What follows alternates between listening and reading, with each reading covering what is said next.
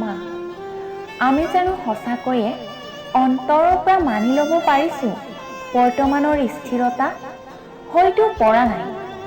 তথাপি কিন্তু আমি মানুহবোৰেই পুৱা গধূলি নেদেখাজনৰ ওচৰত এগছি চাকি জ্বলাই কৈছোঁ, হে ঈশ্বৰ, আজিৰ পৰিস্থিতিৰ বাবে আমি মানুহবোৰেই দায়ী।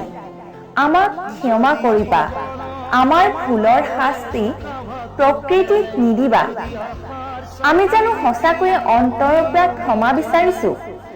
যদি আমি সঁচাকৈয়ে অন্তৰৰ পৰা নেদেখাজনৰ ওচৰত ক্ষমা বিচাৰিছোঁ, তেন্তে কিহৰ বাবে এই ভেদাভেদ?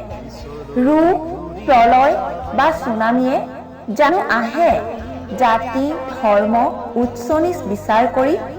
তেন্তে কিহৰ এই ভেদাভেদ? ক'ত হেৰাই গ'ল আমাৰ সেই মানৱীয়তা? ক'ত হেৰাই গ'ল আমাৰ সেই উচ্চ শিক্ষা, উচ্চ চিন্তা? সময়ে সময়ে আমিবোৰেইতো বৰকৈ মানৱীয়তাৰ গীত গাই যাওঁ।